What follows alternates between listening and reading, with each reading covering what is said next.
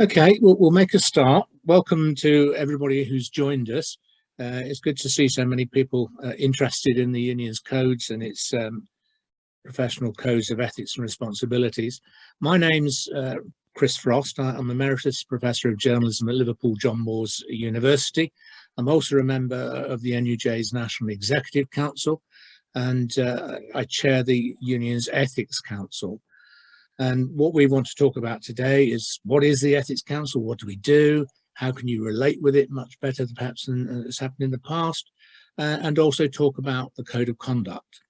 Got two excellent guests for you who'll be talking later on, and I'll introduce them in detail when we come to them. But Mandy Garner has a story to tell about an element of the Code of Conduct, and also how the outside regulator, Independent Press Standards Organisation, dealt with her complaint. And that's of interest to us because we have a relationship, albeit not necessarily a brilliant one, with IPSO.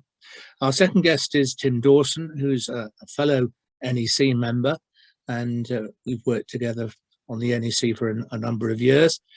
He's also chair of the Freelance Industrial Council, and it's probably more in that role that he's talking to you tonight, in that I'm hoping he can talk a little bit more about how the Code of Conduct is important to freelancers, and also some of the difficulties that freelancers have perhaps working with the code whilst also trying to earn a living. So I'm hoping that he'll be able to draw out some things about that. We'll talk for about 15 or 20 minutes, and that should then give a reasonable amount of time for anybody who wants to ask questions, put points of view, to do that. And I hope we can widen it up into a decent discussion. But I'll do an introduction just very quickly as to the Ethics Council, the NUJ's Ethics Council, and also our Code of Conduct, and what that's about and what it aims to do. The union really, almost from its beginning, was very clear that professional responsibility was a part of what we should be doing as a union. And the first Code of Conduct was launched in 1936. Anybody who's actually read it would probably not see very much of a link between that code and today's code, in that it was slightly less about professional responsibility and more about the kind of protocols of working with colleagues, of working for newspapers in those days, of course, almost exclusively. There were major changes made in the code in 1970 to bring it more up to date with what was expected, and again in 1990. And the key issues really are obvious ones, things like accuracy, honest and straightforward reporting, privacy, dealing with children, and bereavement issues as well, about being sensitive to sources, sensitive and fair to the people who we deal with when we're gathering stories and reporting on them. The Ethics Council was started in 1986. We used to be, the union that is, used to be part of the Press Council, as it was known then. But we felt that it wasn't doing a particularly good job of regulating the press, of providing an opportunity for people to complain about what some newspapers were doing, and we left and set up our own Ethics Council. That was in 1986. At that stage, the idea was that it would take complaints from the public and adjudicate on those, and if necessary, discipline members. That didn't work particularly well for several reasons, one of which, of course, was the change in government approaches to trade unions. It made it much more difficult for the union to discipline its members, and it was much more important that we supported our members, perhaps, than discipline them. And so we switched away from that. We still take complaints, but only from members complaining about members. And therefore, we don't get an awful lot of complaints these days. But if we do, we are entitled to look on those, to adjudicate them, and then, if necessary, recommend to the NEC that there should be some disciplinary action taken against the member who's breached the code. And that could include a fine, or it could include being expelled from the union. We have other duties, and it's worth running through some of those because I think they're particularly important. We're here to promote high ethical standards amongst membership, and that's one of the things I'm hoping we can do today. We're here to debate and research ethical issues of media freedom and regulation. We advise the NEC on ethical issues of union policy, and we report to DM and advise the delegate meeting as well. Then we also run a hotline so that if any member has a particular query about a story they're working on and they want to seek some advice from someone, it's very much a peer-to-peer advice line. We don't pretend to be experts, but obviously Ethics Council members do perhaps spend more time debating ethical issues than most members, and so we do pick up a reasonable amount of experience, and we can help you talk through some of the complications that you might have with a particular story. And we get a reasonable number of either phone calls, more usually these days emails, into our hotline, and the numbers for those are available on the website if you want to find those. As I said, part of our duty as an Ethics Council is to campaign on ethical issues, and it's been a particularly busy couple of years. This government is doing so many things that are affecting journalists that we've found ourselves working quite hard. The Nationality and Borders Bill, how we report on immigrants, for instance, is a big issue. Human rights and the potential to get rid of the Human Rights Act and replace it with some rights bill is another issue, and we held a seminar about that earlier this year. We've been helping the Roundtree Foundation on looking at guidelines for reporting poverty, something that's probably going to become even more important over the next year or so. Also, a number of charities and organisations tend to draw up guidelines intended to help journalists, and we do work with some to see how we can improve those guidelines or whether we feel that they're appropriate for our members. We've held seminars looking at SLAPs, strategic lawsuits against public participation, the way millionaires and billionaires attempt to sue journalists in an effort to silence them. And as I said before, we had one on human rights reporting, and then there's this seminar today. So we found one of the advantages of the pandemic is that we've got into Zoom and we're using video seminars, and those seem to be reasonably popular, and I see us doing far more of those. So that's the Ethics Council. If you've got any additional questions about that or about the Code of Conduct, I'll be happy to answer those, but I want to move on to our other speakers. And I'd like to start with Tim Dawson. As I said, Tim is an NEC member for the NUJ. He's also chair of the Freelance Industrial Council. He works, not surprisingly, as a freelance to the nationals and others, and I'm sure he would be able to tell you more if you want to know. Tim, can I hand over to you to yes. talk through what you want to talk through? Well, I just wanted to talk a little bit about the Code of Conduct, which, you know, I'm conscious there will almost certainly be lots of both members of the NUJ and you know, people out with the union who either know very little about it or who don't find that it has very much personal application to their own work just because of the nature of what they do. But actually, I think it's I think it's actually a foundational core of why people are union members, or it should be, and actually is of quite significant, perhaps not quite daily use, but use in lots of the work that one does. So, I mean, for those who are unfamiliar with it, the Code of Conduct sets out 13 types of behavior that one is either expected to follow or to avoid, from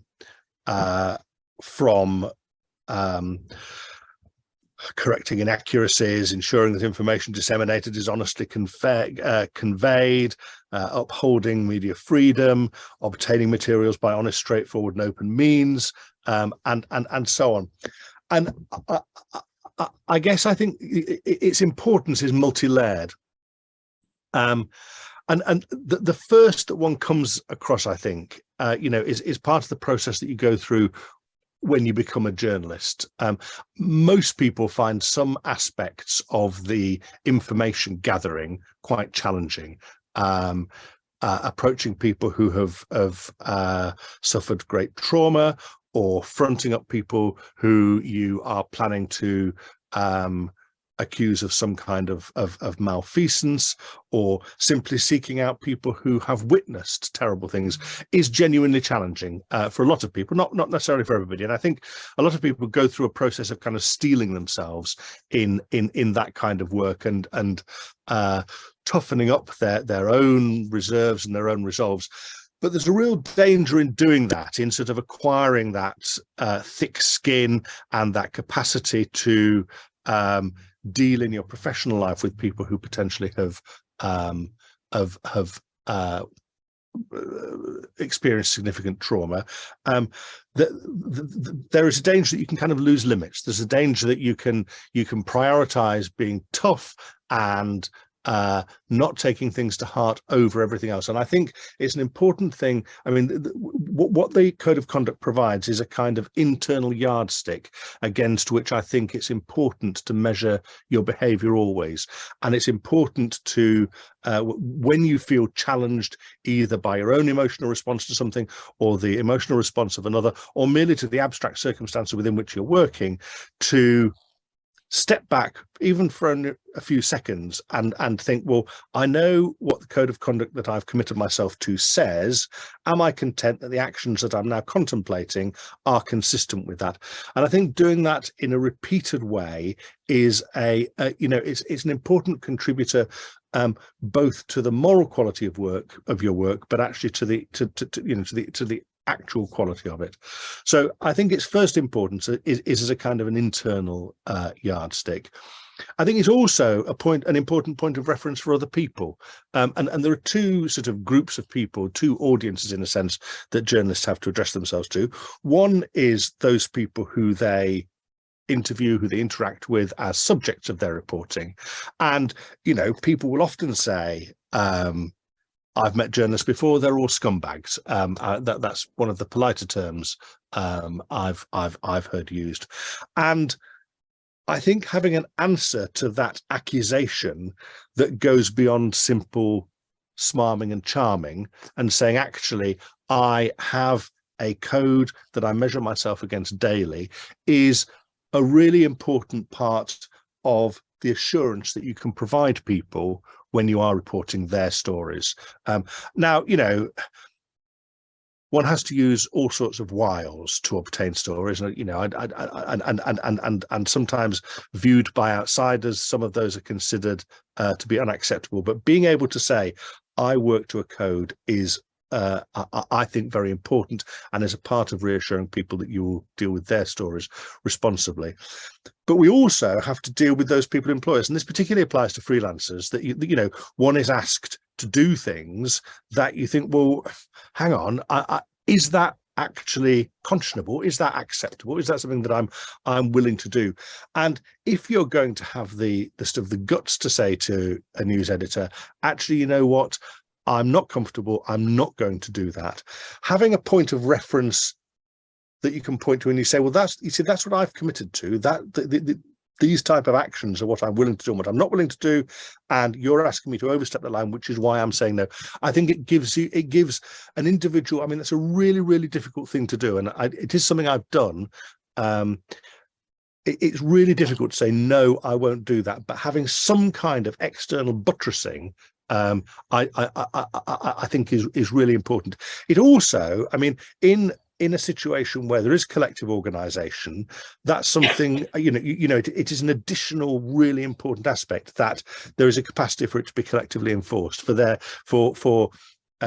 newspaper where there is an organised chapel, if somebody is asked to do something that they feel oversteps a quite reasonable mark, there is a union structure within their workplace where they can go and say to their mother or father of chapel, I'm being asked to do this, it seems to me to be unacceptable, and there's a conversation that can happen there.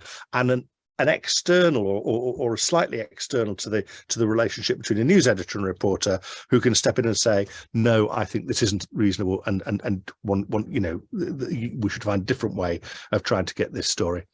And I think the final reason, and it's quite hard to explain to to people who are perhaps 20, 25 years younger than I am, but there does come a point when most of one's career is behind you, and I think not having an awful lot that you look back on and think, you know what, I really feel uncomfortable about that, and I wonder whether I did something in the heat of the moment that I appreciate caused a great deal of pain, and now I found myself in my towards the end of my career having to live with that. I think finding ways of having an external reference that allows one to avoid some of those situations that you might live to regret is a very useful thing. So for all those reasons, I would commend the code of conduct to all journalists. We don't work to any legally enforceable external code. We don't operate as a profession, as a doctor or a dentist or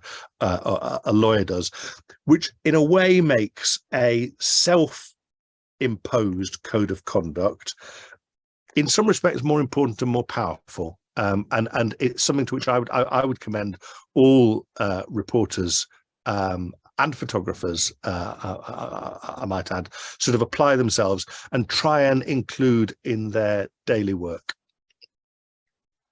Lovely, thanks very much, Tim. Yeah, I agree. I think that's very important, and indeed one of the things that I'm hoping Mandy will talk about is emphasising that importance. Mandy's in the interesting position of being a journalist for a number of years, working across the industry in various places, local newspapers, BBC and others, but also has run foul, can I use that, Mandy, of the kind of difficulties that can be faced and the reasons why we need a code of conduct. Mandy, I'll leave you to explain that and talk through it. Yes, thanks very much. Yeah, so what I wanted to start by saying, actually, yes, that I'm a journalist. I've worked as a journalist for decades.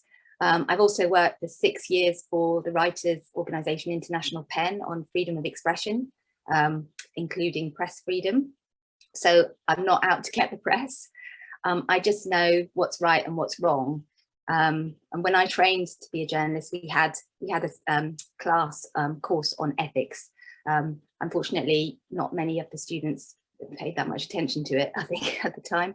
And the focus was on how power and freedom should be balanced by responsibility, which is, I think, vital, even more so now. So I'm just to tell you, what happened to our family.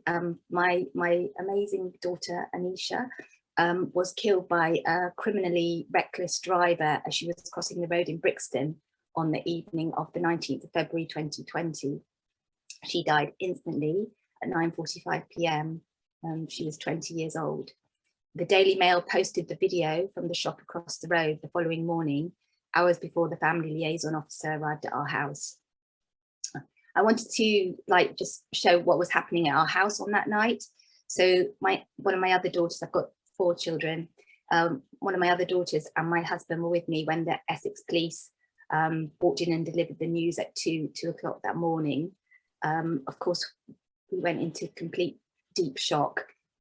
I felt like I was looking down on my body. And after the Essex police stayed for about a couple of hours, and then the Met Police came, and they left at about 6:30 in the morning, thinking that the family liaison officer would arrive, but they weren't on duty until later in the afternoon. So we got our other daughter to lie down and tried to get her to sleep. And then we began ringing all of our family to tell them what had happened. Then we waited for our other 2 children to wake up to tell them the news. It must have been at that point that the Mail was telling the police that they would put the video up, and when asked if the police could at least warn us, they gave them an hour. We got no call from the police. I think I would have remembered, as in shock, everything is very, very still and clear. And I was particularly worried as a journalist about those kind of things, sadly. The call was, as I told Ipso many times, because that seemed to be the Daily Mail's main defence, immaterial to me. My objection was not about being given an hour's warning that a gratuitous voyeuristic video of my daughter's last moments was going to go online. It was that they posted it in the first place and that my children might see it. How can that not be intrusive? When my brother told me about the video, 3 of my brothers saw it, 1 in the US and 2 in the UK, because it downloaded automatically when you clicked on the story on a mobile phone. I made a complaint to Ipso after I had my brother, thinking it was an obvious case of intrusion into grief. I didn't anticipate there would be 6 months of back and forth with the Mail, blaming anyone but themselves. The police, my partner, and by assumption me. Maybe my partner didn't tell me the police had told him. Maybe I hadn't remembered that we'd been warned. Because it was all about this warning, that they'd given us an hour's warning. And the onus seemed to be solely on me to address all their points. One of these was a public interest type one. The video was meant, apparently, to jog people's memories about what happened, as if you saw something like that, you wouldn't remember it.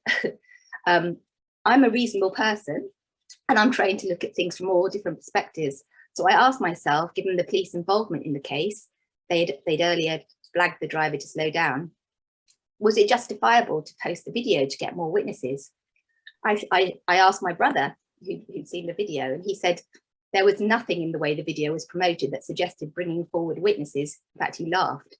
The headline said exclusive in capitals and basically stated, watch girl's last moments before she's flung in the air like a rag doll. The appeal was solely to voyeurism. Ipso never addressed the issue of clickbait, which was the central one for me. Instead, they said the video was grainy. You wouldn't have been able to tell who it was. If so, how could it bring forward witnesses? You can't have it both ways. Also, it was embedded in the story about my daughter. It loaded automatically. Several members of my family, as I said, saw it. I was extremely worried. They knew exactly who it was. I was extremely worried that my children would see it because images stick in their minds, or that their friends might share it because one of my daughters was having a difficult time at school. All I wanted at the time was for the Mail to admit they were wrong and say sorry and never do it to anyone else. I became more determined as I went through the Ipso process, however distressing it was. I told Ipso several times that it was distressing, and they suggested I could drop it. I bet many do. I bet many don't even get as far as making a complaint. They're in shock and grieving after all. I knew the system because I'm a journalist. I felt I had to see it through. It's a very faceless process. You feel like you're on trial in a way, but you can't even look the judge and jury in the eye. They just come up with the standard wording. In fact, the stuff about grainy footage and sensitive editing is lifted from a previous Ipso ruling and is mentioned in the NUJ code on intrusion into grief. They seem to have simply lifted a pro forma response out.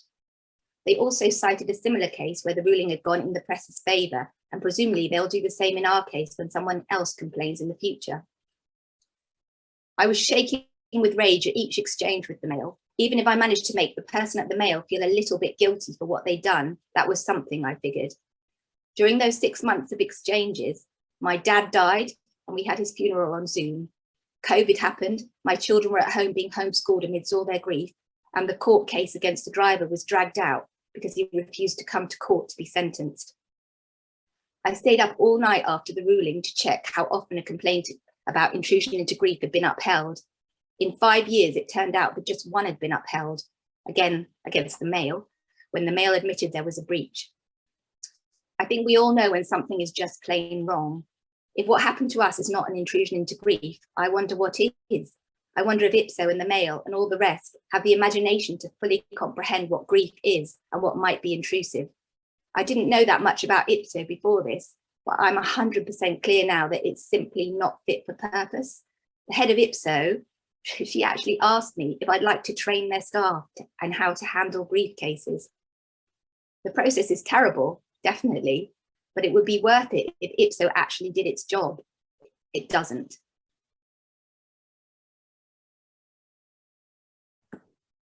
Thanks, Mandy. It's a terrible story, and we feel devastated for you in your loss, and the fact you're not then even able to get the sort of kind of justice to get that off.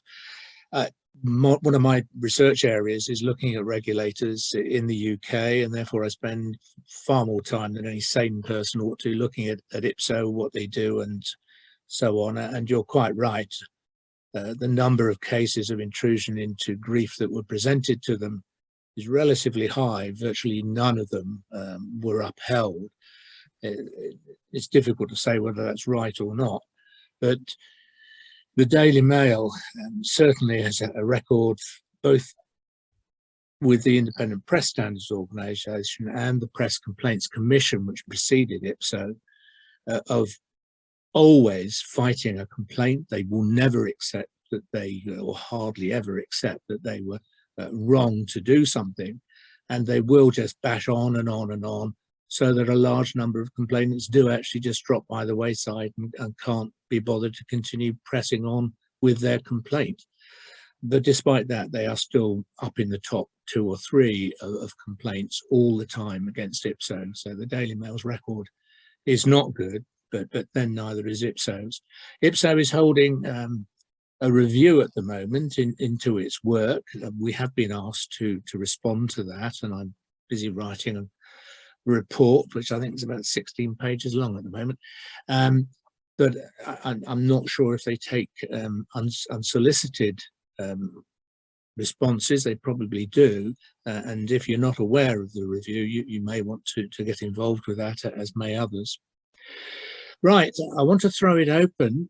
Has anybody any specific questions or just comments about the Code of Conduct, about any experience you may have had of using the Code of Conduct, or indeed of working with any of the regulators in the UK, IPSO, or Ofcom, which is for broadcasting, or Impress, which is another regulator? Who's first up? No one's actually come up on chat. Has anybody come up on questions? No, there's no open questions at the moment. If you have a question, if you can put it on the Q&A, or you can type something into chat, and then we can do that. Nobody's leapt in. There are some expressions of sharing with Mandy for her appalling story. Whilst I wait to see if anybody wants to come in and make some comment about the way that we work, right, somebody's asked for help from Impress and has had a lot of support. We do work with Impress, and that's and have been involved in consulting with them about their code of conduct. Impress, for those of you who don't know, regulates newspapers. It fits under the Leveson report recommendations, and that means that there is more statutory support for the way that they work. But it is probably fair to say that they do not regulate that many publications, about 100 to 150. Not sure exactly where the number is at the moment, and those are mainly small, local, hyperlocals, often just websites rather than printed newspapers. Most of the regional and local papers and most of the nationals, by no means all, but most, are regulated by IPSO. Broadcasting, of course, is regulated by the statutory body, Ofcom. Somebody says, should IPSO be replaced? And if so, with what? Which is a good question. That's from David Nicholson. Tim, do you have any thoughts on that? Well, it's worth saying that the NUJ has long argued that IPSO isn't fit for purpose. It's clearly very largely in the control of major newspaper groups, and as a result, it appears that it favours them in most of their determinations. And there are many people who have had experiences with them that they have felt have fallen significantly short of of what they might have hoped for. During the course of the Leveson review, the NUJ argued that we should have a system something like that of regulation in the Republic of Ireland.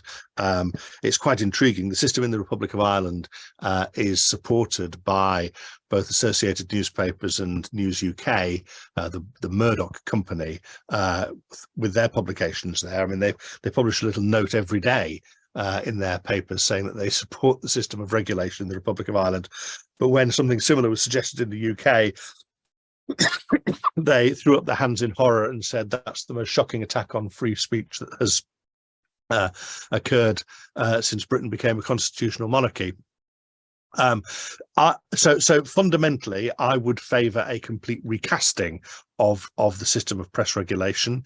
I think that while Impress has done some good work, I have a level of discomfort both about its funding and some of the people involved in it.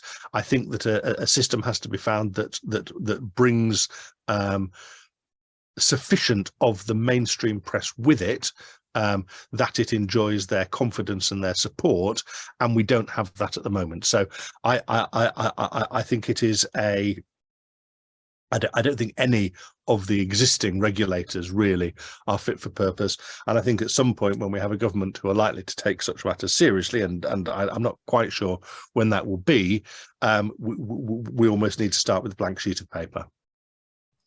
Thanks, Tim. Mandy, I mean, obviously you would have some views on this. Yeah, I mean, I don't know an awful lot about how the press is regulated in different countries, but I'd be very interested to find out. But all I can say is, like, you know, going through that system, it's absolutely rotten to the core. I mean, I just felt it was, I couldn't believe, I looked at the people who are on the complaints body or whatever, and they all seem really good people, you know, they seem great. They've got all the credentials and what have you. And I just couldn't believe that they could put their name to that stuff. You know, that process, which, I mean, maybe they just don't know what it feels like. But I would like to very much, you know, actually meet them face to face and tell them. Yeah, I'm sure. I mean, as you say, the actual people who sit on the various complaints committees and so on are largely upright people. It's a mix of editors and the great and the good, shall we say, from serious organisations.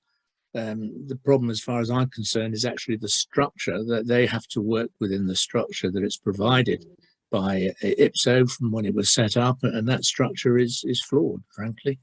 Yes, and if they've had previous, so once, as I said when I was speaking, if there's been a ruling, you know, in the past, and you know, they can just refer to that immediately, though, if it's similar, and then it's actually in the NUJ's code of ethics, that bit about this grainy footage and the sensitive editing, that's in there from the IPSO stuff. So, yeah. So they'll just keep repeating and repeating.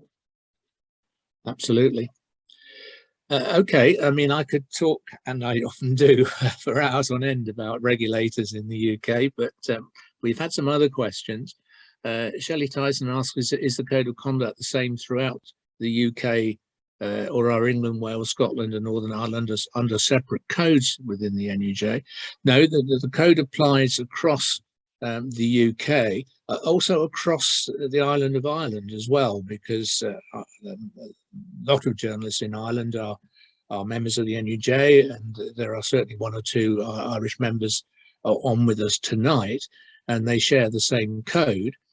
I mean, it's an interesting thought. I mean, I don't know, Shelley, whether you can type in somewhere or whether we can get you in to see why you think we would need a separate one for the different nations within the UK and indeed Ireland.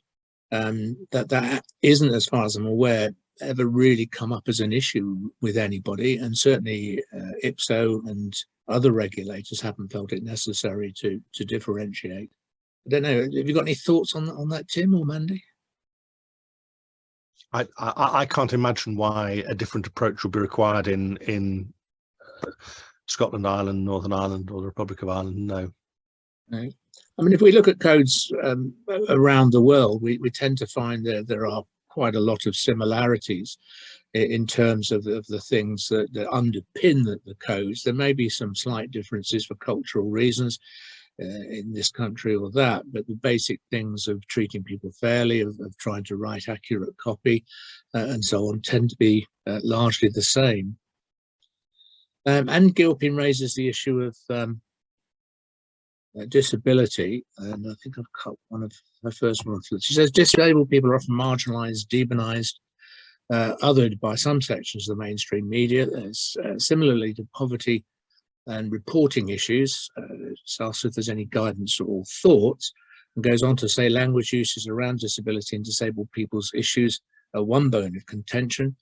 For example, as well as the repetition of negative assertions not based in facts. Certainly disabilities are quite a significant issue. Our code of conduct says that journalists should produce no material likely to lead to hatred or discrimination on the grounds of a person's age, gender, race, colour, creed, legal status, disability, marital status, or sexual orientation. So certainly we see that as very important, but they are issues. One of the problems, not so much for the NUJ, but certainly talking about IPSO, IPSO has quite a lot of complaints, or used to, about discrimination. They don't tend to any longer, largely because you have to be able to prove it's discrimination against a very specific person. They have to be named. So it's no good just saying all of this group or that group are whatever. That's not acceptable, and IPSO won't take that under its code. You could bring a complaint about accuracy, but that's not always appropriate. So there have been considerable concerns about the disability code, which frankly go back to the old Press Complaints Commission as well as IPSO. But that's a good question. I don't know if any, Mandy or Tim, I don't know if there's any comments you want to make about that. Mandy? Is that the same with Ofcom then, for broadcast? Yeah, Ofcom is not bad on it, and their code for discriminatory language and usage is much firmer, and they're certainly much more likely to pick up complaints on that. I have to say I haven't looked at their complaints in detail in the last couple of years, partly because they changed the system of reporting them, and partly because I haven't. But yes, their look at discrimination is much better. I don't know if anybody on here is in a position to say more about that. Tim, did you want to I think it's really important that people raise the issue of discriminatory language. And I think it's because people have consistently and persistently over several decades that we are in a position now where there are some forms of discriminatory language which simply are not acceptable. I mean, you know, if you look at papers from the 1980s, you know, which is not the ancient past. We're not talking about, you know, the age of empire. We're talking, certainly for some of us here, about within our working lives. There was a use of terms of abuse and derogatory or assumptions underlying kinds of reporting that simply would not be acceptable today. And while I don't think that means that we've got everything right, and I would agree with Anne that, you know, that there are lots of aspects of the lives of disabled people that are either ill represented in the media or tend to be mentioned only in ways that are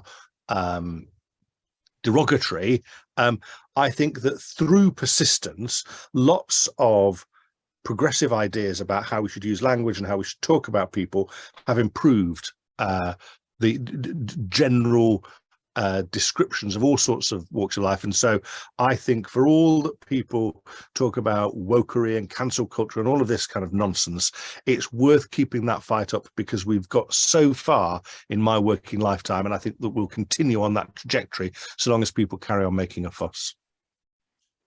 Thanks, Tim. Jenny Vaughan raises a point which I have some sympathy with. She says, wondering whether our colleagues who write fiction, drama, etc., might be approached through the Writers Guild of Great Britain, for instance, to get away from what so often seems to show journalists in rather stereotyped and an unpleasant way.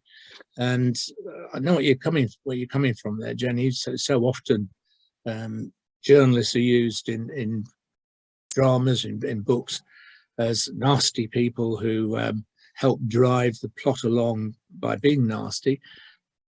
I don't know quite how well that affects people now. Certainly my experiences were always actually, it was quite useful, because when they found that you were actually quite a decent sort of person, they were more likely to talk because they were expecting you to be horrible. But I mean, maybe I was just very lucky. I don't know.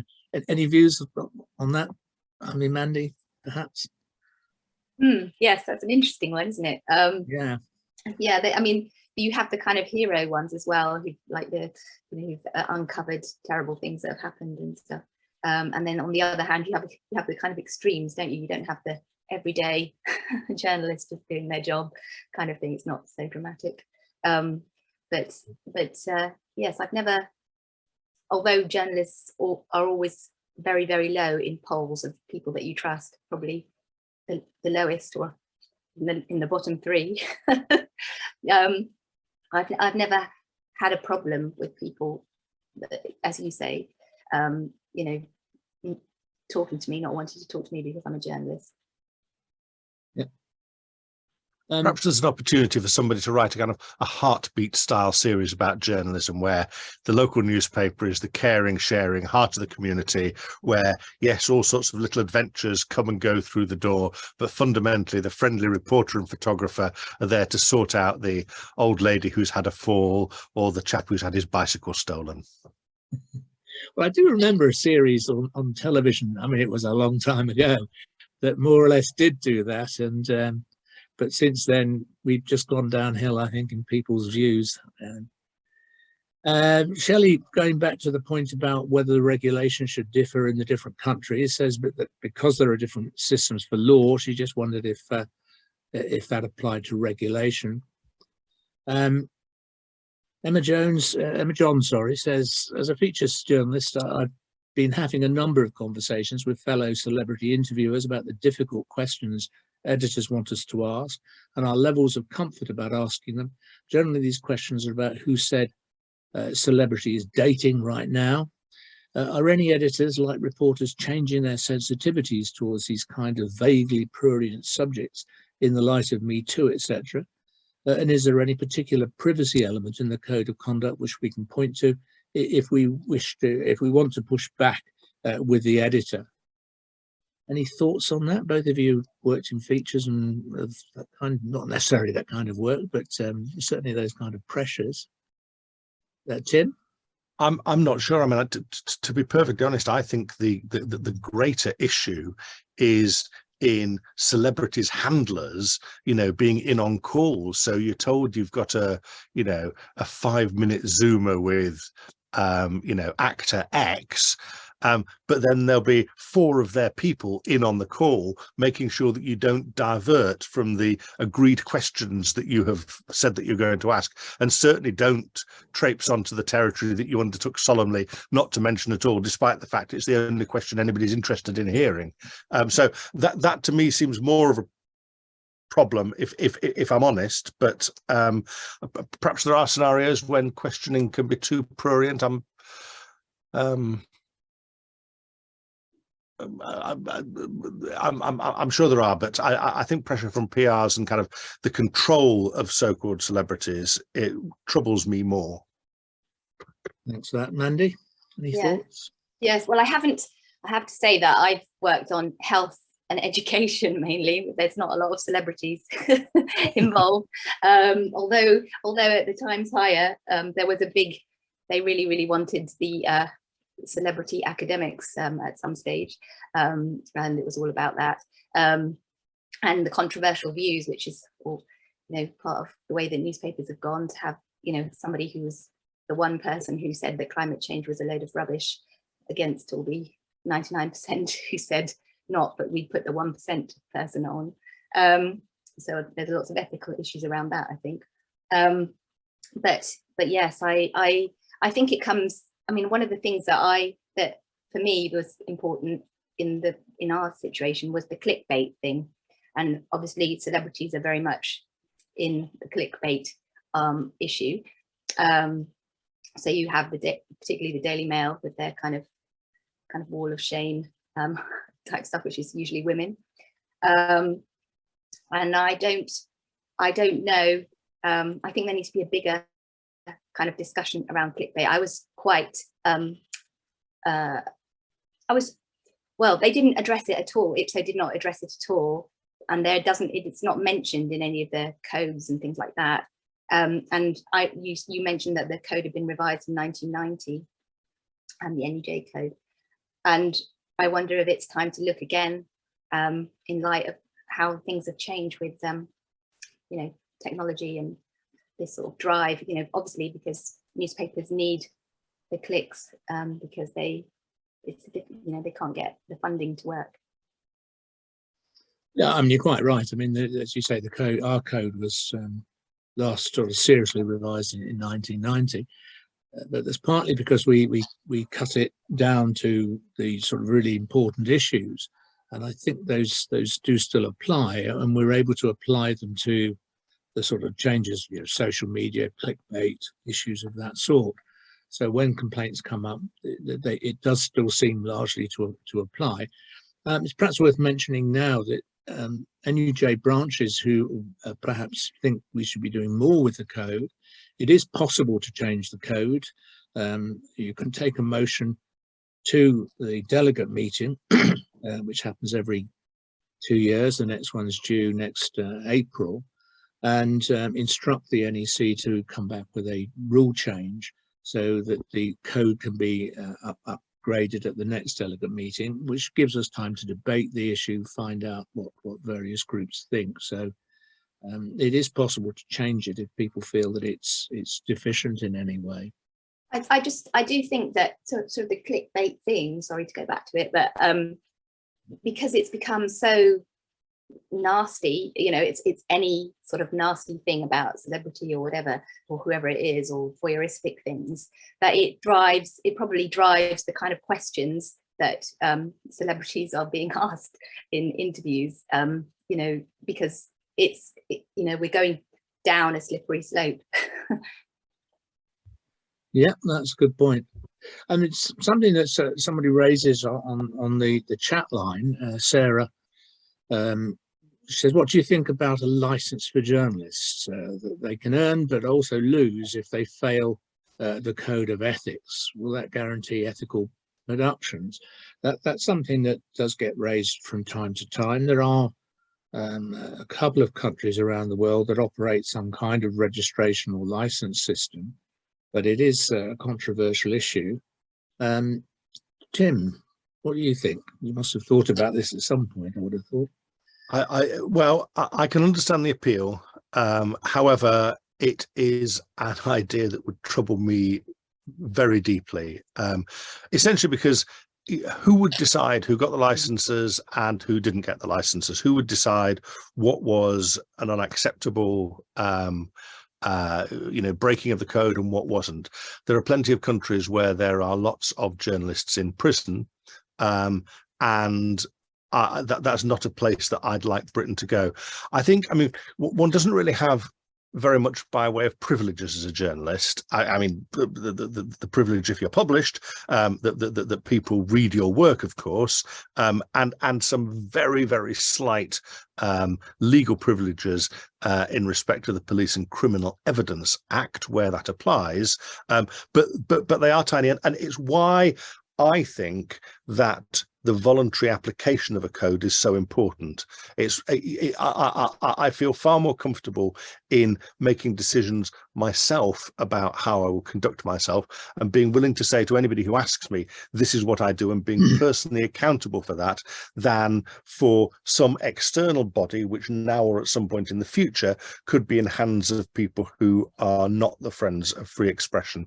And I would say to anybody, if you want to be a journalist, you can be a journalist. You may not be a very good journalist. It takes time to get good at it, but it's not some exclusive priest-like order that only special people can be admitted to. If you're willing to go and look at and experience events and write about them or try and otherwise describe them, then that's sufficient to make you a journalist in my book. And I think it's a really important element of what we do, that it is an open occupation that anybody can join if they wish.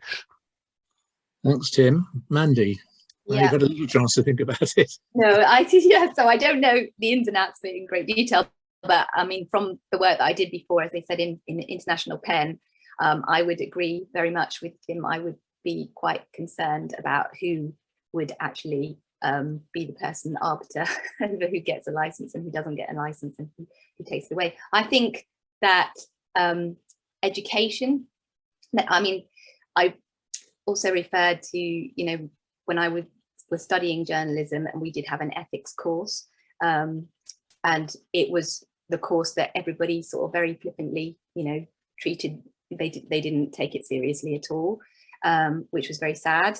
But maybe that's how it is when you're younger. I don't know. But I wonder if it's changed now. I wonder if students are taking it more seriously. I feel like they're more serious these days. I don't know. Everybody, when I was there, had their 5-year plans and all this kind of, it was all ambition. But yes, I feel that it's good to sort of maybe raise these ethical issues more within training of journalists. I mean, I think that has happened. I mean, obviously, I've been involved with the growth of undergraduate journalism programs over the last 30 years, really. And courses that, I think I wrote an academic paper about this, actually, courses that were running sort of 20, 30 years ago would have virtually no ethics training at all. It would be very much the kind you were talking about, maybe when it was too wet to send you out to go and patrol your beat, they would then have a discussion about some ethical issue that was raised, and half the group actually probably would have gone home. Now, virtually every journalism undergraduate program has an ethics module, usually alongside its law module. The only difficulty, of course, is if people miss out a particular lecture, you wonder whether they are actually able to support that. Jane has very kindly written on the list. She said, I'm a member of the London Writers' Salon. I will bear your point in mind. This is the point about perhaps we could write about journalists in a slightly nicer way. I'll bear your point in mind when I next speak to fellow writers who may be writing TV or fiction. So thanks very much, Jane. That would be very useful. There was another point I saw somewhere I wanted to raise. Oh yeah, Barry White. Hi Barry, good to see you with us. Raises the point about impress being fairly limited, and he does wonder whether or not how many, if anybody knows how many complaints impress has received under 7.2c, which I assume is its privacy clause, and how many were upheld. I do keep records of impress and the number of complaints it receives, what they are, and what happens to them, but it's probably fair to say that they do not receive that many. We're talking about half a dozen a year, that kind of level, compared with Ipso, which receives approximately 14,000 complaints every year. It then deals with about 400 of those, and then usually upholds around 60. So it upholds about I can't remember the percentage, a very small percentage anyway, 3.8% maybe, of those that it receives. That data is available, but not desperately easy to access. It's one of the banes of my life. We're running pretty near the end. I do want to end on time because it's only fair to people. John Toner, hi John, good to hear from you, points out that Clark Kent and Peter Parker not only get the salary, but they save the world while doing so. Not something that most of us can manage, I'm afraid. Mandy, 30 seconds just to wind up. Is there anything you really want to say that you've heard today? Because we need to finish in about 3 minutes. Okay. Well, thank you very much for inviting me. I don't know what more to say. That You know, I've done, I'm very willing to go and speak in universities and talk to people about, you know, because I think sometimes ethical issues seem a bit distant to students, and maybe hearing it like firsthand from somebody would actually make them sit up and take notice. Yeah, and but it's very difficult. They're young, they're starting their career, and they've got a news editor asking them to do stuff. It's very difficult to say no. It is, you're quite right. Tim, any last thoughts? Well, I guess it would be this, you know, journalism can be a way to earn a living, it can be a way to fill up your adult life, but it can actually also be a way of undertaking really important work on behalf, you know, putting it grandly, of humankind. It can be about revealing truths as opposed to merely a collection of things that happen to be true. And I think to really reveal truths, you have to be able to account for how you've got to them and how you have uncovered these things and how you've represented them. And all of those are tied up with how you do your work and how you measure yourself against moral standards. And I think that's why I think working in a morally defensible way underpins good journalism. And I would be saying, if I was an educator to young people, you know, you might be able to get a job, you might be able to present the news, but if you want to do great work, you have to do it in a way that's consistent, that means that the quality of that work shines all the way through. And that involves adopting a code of conduct and sticking to it. Lovely, thanks, Tim. Thanks very much to both of you, Mandy and Tim, for giving up your time to talking through the issues to start. I hope to get people thinking a little bit more about ethics, and perhaps they normally have the time to do in very busy lives that all our members are involved in. I'd like to thank everybody who's come to listen to the debate, hear the questions, and those who've joined in. Thank you all very much. It's been great to see so many people interested in learning a little bit more. I hope you remember that we do run an ethics hotline. If you have issues that you want to raise, you can contact the Ethics Council, or if you want to talk about an issue in a story, you can contact us on the ethics hotline. And hopefully everybody's learned a little bit from today. I know I've learned a bit. So thank you very much. Good to see you all. I hope you have the rest of an evening that you enjoy.